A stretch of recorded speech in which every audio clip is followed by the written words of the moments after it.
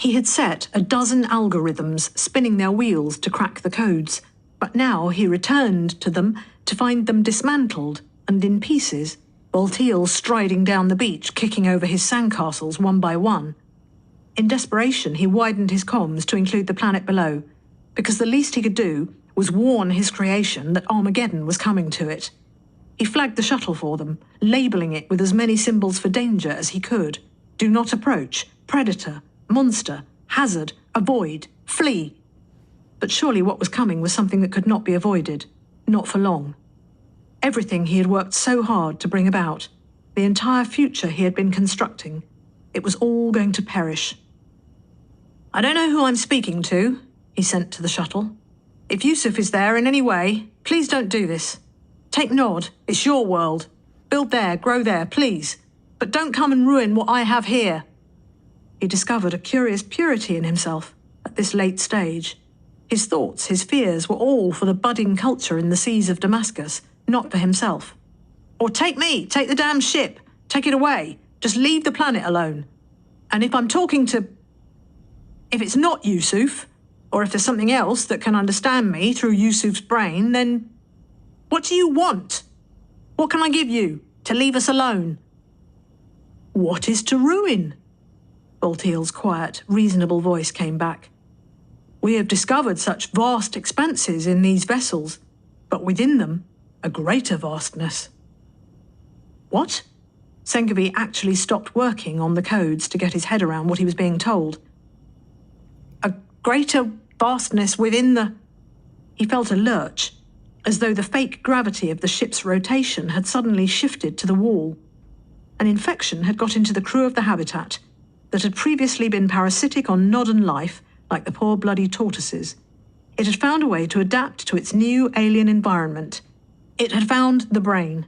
He remembered that much from Lante's notes on Lortice, and somehow it had inveigled its way into the human cognitive process, able to influence and change it, but also perhaps able to receive from it. What would it have understood? Space? Interstellar travel? The history of human civilization? A greater vastness. "We cannot be limited, now we know what vastness means," Baltiel said. "We know you understand this. Why else did you cross from your own native vessel to inhabit these far spaces?" His inflection kept shifting and jumping, now Yusuf Baltiel's clipped precision, now shuddering with weird stresses and phlegmy catches as his governing occupant forged new concepts into human words. Senkovi set his virtual agents in motion again, trying to hide their tracks and watching Baltiel hunt them down. And it was him, or they were using that part of him. Senkovi's stock of belief was already stretched to breaking, but it wouldn't permit him to credit some alien consciousness that could rifle Baltiel's mind and make use of his knowledge and his skills without the engagement of the man's own judgment. This was Baltiel, overall command of the Aegean, save that his mind was dancing to the tune of a new master. What does it feel like to be him? Does he even know? Is he happy? And the grim sequel to those thoughts. I guess I'll find out soon enough. "Just the ship, not the planet, please," he whispered. But Baltiel, the Baltiel whose face he saw on the screen, didn't react. He checked for signals from Damascus, but the octopus colonies seldom contacted him direct. He placed ideas and information into their shared virtual space, and they did with that data whatever their own weird thought processes dictated. He had given up trying to train and limit them long ago, and everything had worked so much more smoothly after that. Each generation was more inventive, more ingenious in its subversion of the technology he had given them. Recently, he had seen signs that they were replicating machines they didn't have enough of, or had decided for their own unknown reasons they wanted more of. They had repurposed some of the factory machines to produce parts and were assembling them in novel combinations. He had no idea what they were building most of the time, and now he would never find out. They're on the very brink of seizing their own destiny, and they won't be given the chance. Sometimes they did contact him, some of them. About a dozen across the planet sent him messages. Not prayers, of course. Certainly not technical reports or anything so comprehensible. They were patterns that shifted and danced, changing hues and shapes with a fluidity that made him giddy. Some of them came tagged with error codes and datasets, identification markers, access codes. He had the impression they were trying to make their missives intelligible to a human, but the gap between his outstretched fingers and their tentacles was just too wide still. He wondered if they were sending him poetry. Now he looked over the data from Damascus in case he had any last word from his doomed people. They were working away still. All the machines on the planet were diligently informing him about the unorthodox uses they were being put to, even those in orbit.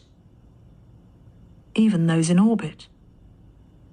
He let his inquiries brush past the data without delving, because Boltiel was still in the system, and Senkovi suddenly felt like someone in an old house with a murderer, trying not to breathe and listening for the floorboard's fatal creak. Boltiel hadn't cut him off from the planet, of course.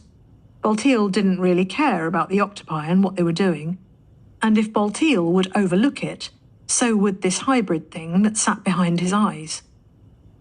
Senkovi let his sweep go past the same points again, downloading a great haystack of data to obscure that one sharp needle.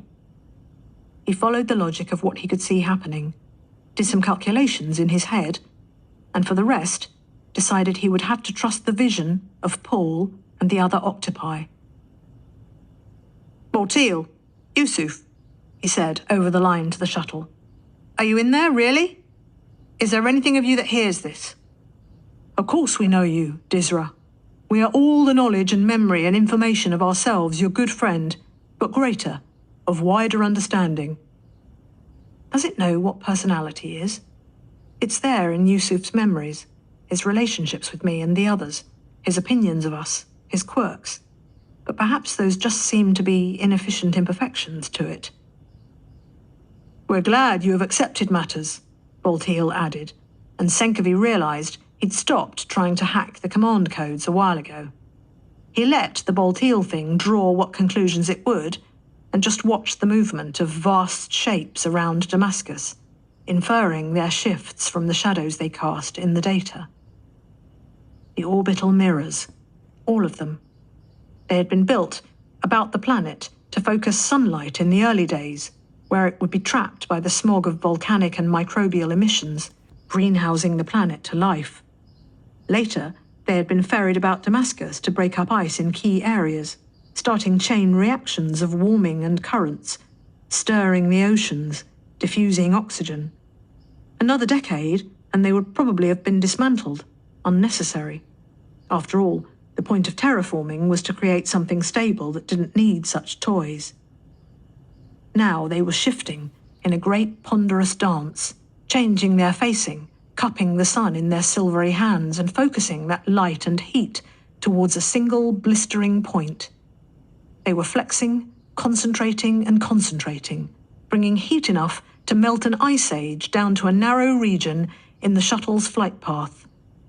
Senkovi had never dreamt such a thing was possible, but the new rulers of Damascus had seen his Gordion knot and found a blade to cut it apart.